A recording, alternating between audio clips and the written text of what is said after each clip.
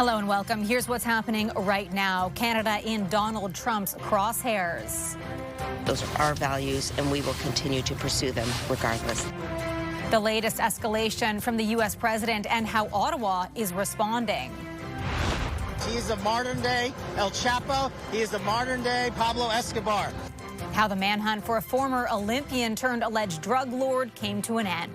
Oh my God, it's terrible. Demand is up and demand goes up, prices go up.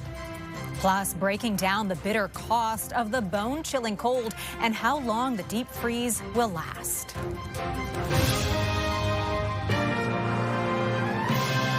CTV National News with Heather Butts. We begin with breaking news on an exclusive W5 investigation into the death of a Canadian woman in Mexico. Kiera Agnew was beaten to death in 2023 at a five-star resort. Her boyfriend, Ryan Friesen, was charged and initially found not guilty. But today, a major turn in the case. W5's Avery Haynes joins us now with a huge development in this story. Avery, what can you tell us? I can tell you that this is absolutely blockbuster news, that Global Affairs Canada has just reached out to Kiera Agnew's family to tell them that the not guilty verdict that was delivered to Ryan Friesen in September of 2024 has been overturned, and he is now considered convicted of femicide in the killing of Kiera. This is a process that I know, because when I was down in Mexico investigating this, speaking to lawyers, was very, very rare. They have double jeopardy in Mexico. You can't be charged twice for the same crime. But in this case, a review was launched in the month after this not guilty verdict was delivered. Mexican authorities have been reviewing the case since then. We went down to Mexico, demanded questions of the prosecutor, made it known that the family is protesting across Canada, and 24 hours before our documentary is set to air, they make the announcement that that verdict is being overturned. Avery, have you heard from her family? This news must just be so overwhelming for them. I just got off the phone with Kiera's sister, her aunt, her dad, and her stepmom, and they are obviously elated but tinged with the sadness over the fact that they lost this beautiful young woman. There are lots of questions that we are still trying to get answers to. What happens to Ryan Friesen right now? He's still living in Dawson Creek, British Columbia. We know that his lawyers have already filed an appeal, which is a process that can happen. We're learning that that is a process that only takes months. He could be kept here in Canada, but we're not sure if he'll be kept in custody or not. But again, in the eyes of the Mexican law, Ryan Friesen murdered Kiera Agnew in the laundry room at the resort on March 3rd, 2023. Okay, a heartbreaking story for her family, Avery, as you just mentioned, and incredible investigative work on this and developing news. We'll hear from Kiera's family in the coming hours. Avery will have that tonight on CTV National News at 11. And the full documentary, If I'm Ever Found Dead, airs Saturday at 7 p.m. on CTV and on Crave. Former Canadian Olympic snowboarder turned international fugitive Ryan Wedding is now in the custody of the FBI. The 44-year-old was on the agency's top 10 most wanted list for allegedly running a violent transnational drug trafficking network. The manhunt finally came to an end in Mexico City.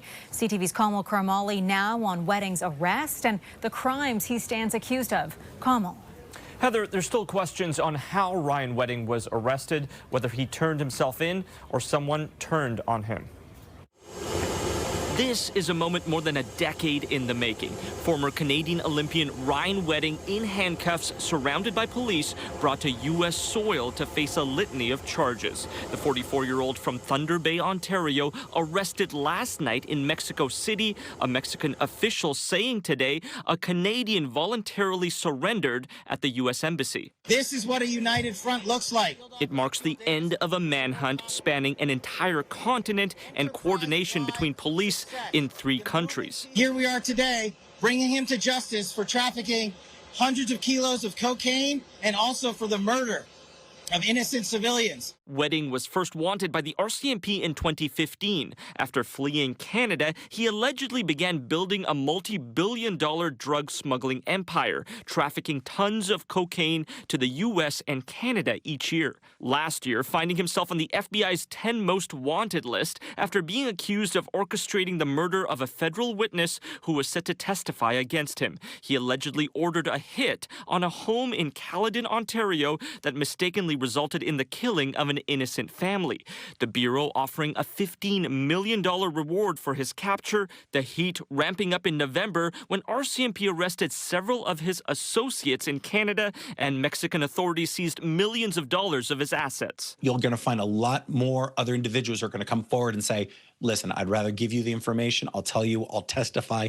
Just don't put me in jail. We will not comment on anyone regarding the rewards. Few details released by officials today, with many left waiting for answers, including those who knew him. In some ways, I can understand, the path that he took just because of the lack of funding in Canadian sport in general. Wedding will be held in custody over the weekend, facing a list of charges related to murder and drug trafficking, with his initial court appearance Monday morning.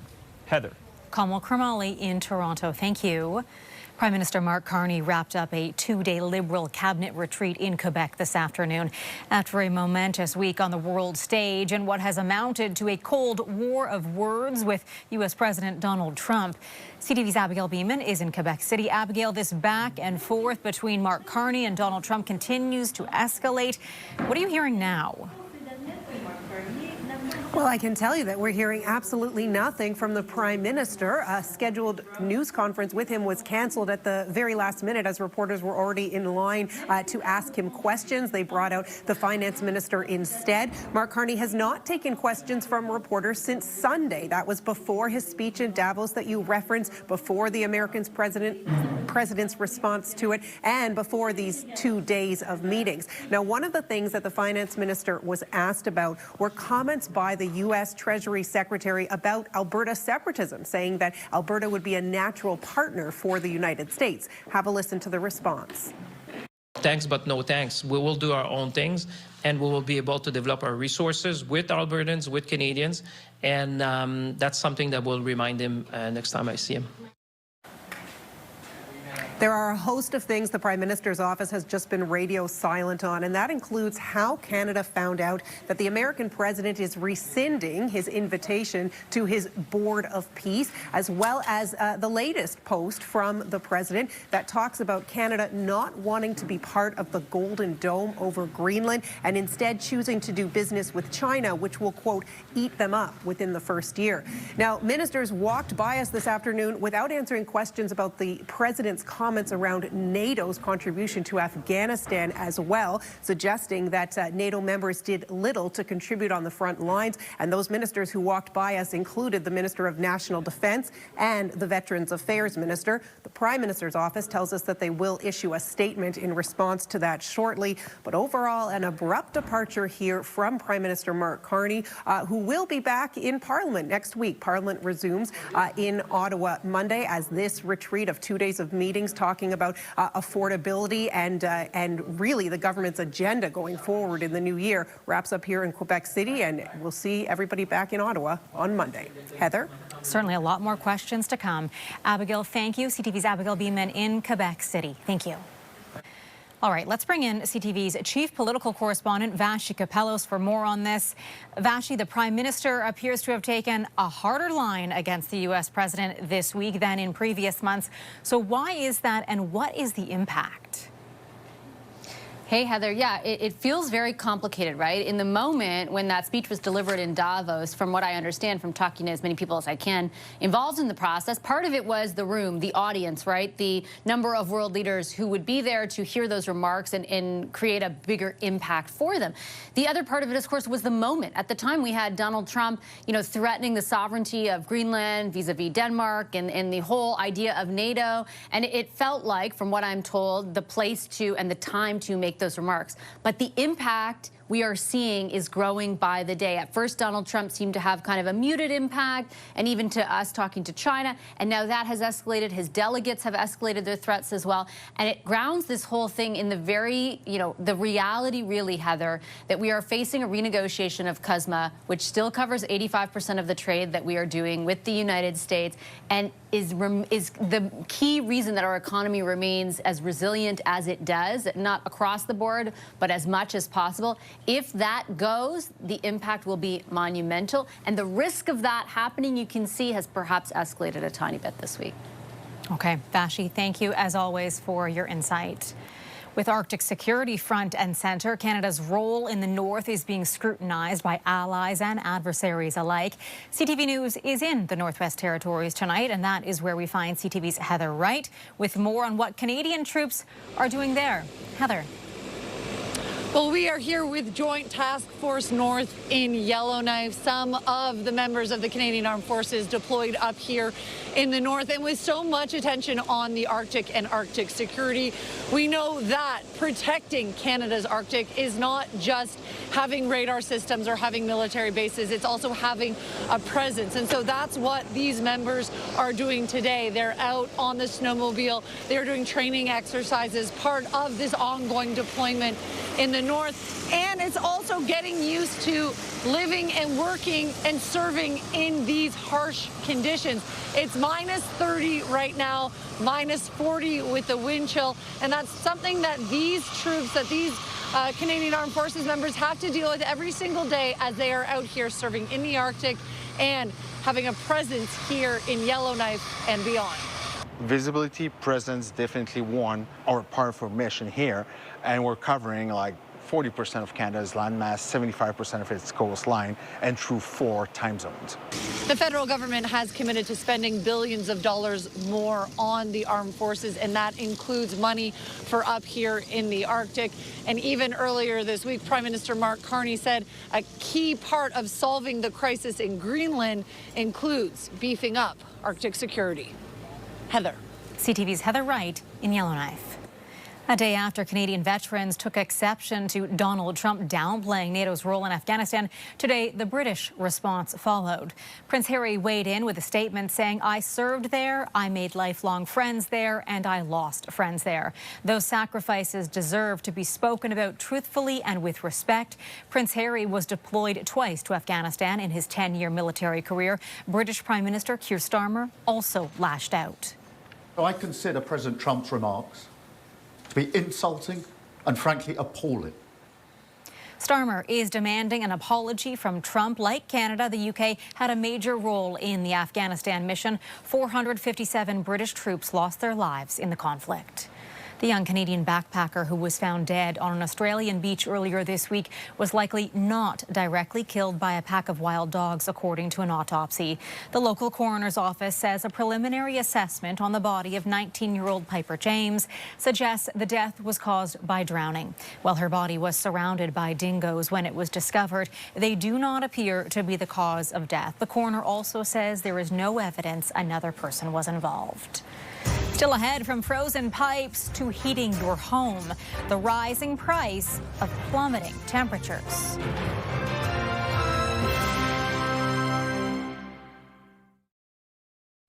Frigid cold warnings are sweeping across Canada, with some regions expected to feel like minus 45.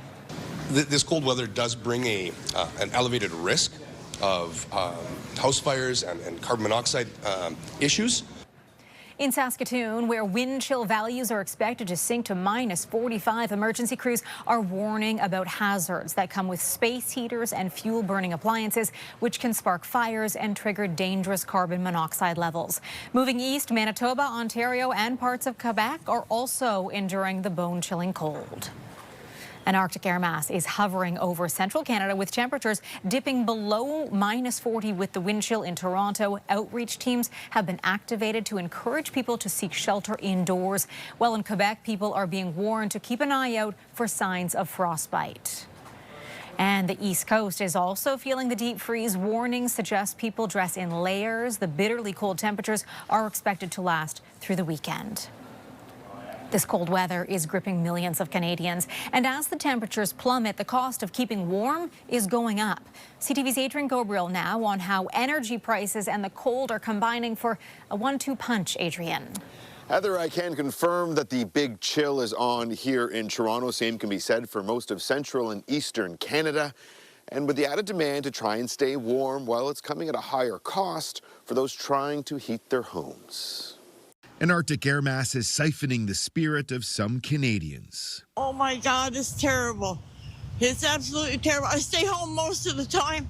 Though staying home these days is far from a free ride with natural gas prices on the rise. The gas spike right now is because it's cold right through Canada and the United States. So the gas demand is up, and demand goes up, prices go up. Western Canada is a net exporter of natural gas. Utilities heating homes in Eastern Canada import the bulk of their natural gas from the United States, where the cost is now soaring. We've seen some prices in the U.S. Midwest spike to over $70 per MMBTU. I mean, these are massive prices, but they're cold weather related. From forest fires to a historic deep freeze, Canada's climate is affecting the economy, with Canadian households bearing the brunt of the costs. The Canadian Climate Institute has estimated that by 2050, extreme weather events could cost the country between $78 and $101 billion per year in losses, depending on future greenhouse gas emissions. Whether it's heat causing wildfires or extreme cold freezing your pipes. I'll have to leave a tap dripping to make sure my pipes don't freeze, because if they do, that's a huge expense. In parts of Manitoba, schools have been shuttered today, with temperatures plunging to dangerous depths. Manitobans are tough. If it's too cold to go to school in Manitoba, it's cold. As a deep freeze keeps its frosty grip on both sides of the border, many Canadians can expect the cost to heat their homes to remain elevated. One alternative that could save you some money is a heat pump, which can both cool and heat your home on a budget, though it does come with an upfront cost. Any way you slice it, staying warm tonight and through the weekend is a top priority. Heather. CTV's Adrian Gabriel out in the cold in Toronto. More than 160 million Americans are bracing for a brutal winter storm set to barrel over 3,000 kilometers across the country. The city of Philadelphia is declaring a snow emergency, and we have weathered storms before, and we will weather this one together by being prepared and looking out for one another. Dangerous conditions will sweep from the Rockies all the way to the country's northeast. Heavy snow, low temperatures, chilling wind and freezing rain are in the forecast. Multiple states have already declared states of emergency, and numerous cold temperature records are expected to be broken. Travel authorities in several major cities have warned of delays and cancellations. Coming up, a mother's desperate search for her daughter. I didn't see my daughter at all. I don't know how she's doing. How her little girl was allegedly abducted despite a court order.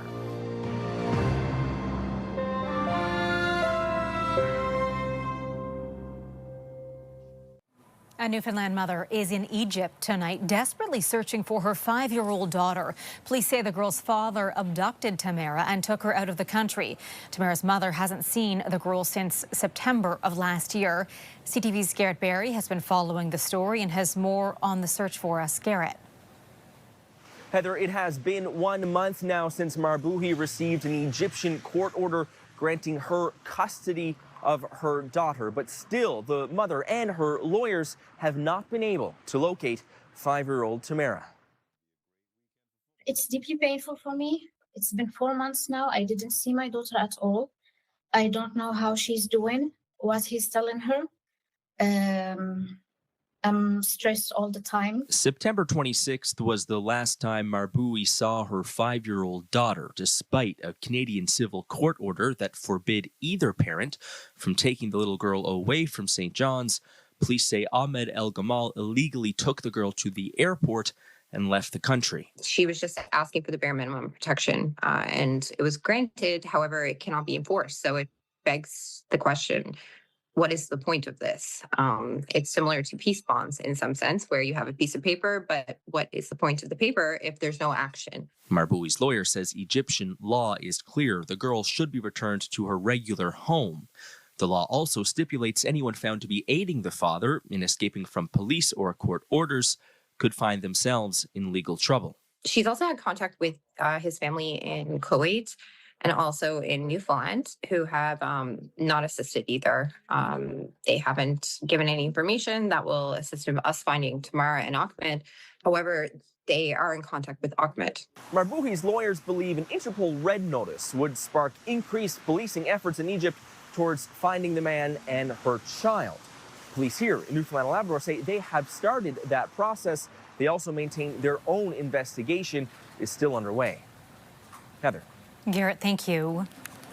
After the break, why families feel iced out of a Canadian pastime as a cheaper alternative takes the lead in participation.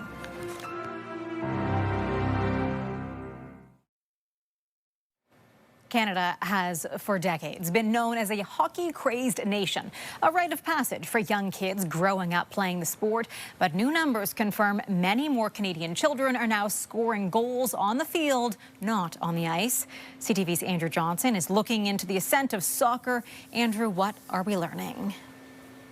Heather, the days when hockey ruled the Canadian sporting landscape among young people are long gone. Many have now traded pucks for soccer balls. And it isn't even close. Go 1, 2, 3, let's go. Under the lights in Vancouver. Remember, guys, we have to accelerate with the ball. Canadian winter for these kids is spent on the field, not at the rink. When I go outside, it just makes me feel happy. It's really fun. They're part of a Canadian generation now overwhelmingly choosing soccer over hockey. This has been his sport since he was like 2 years old. Messi and Ronaldo.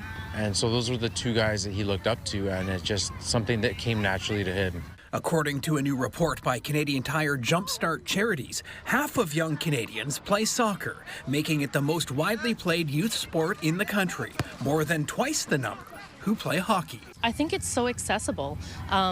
Kids can play at school, at recess, at lunch. All you need is a ball and a wall. It's multicultural.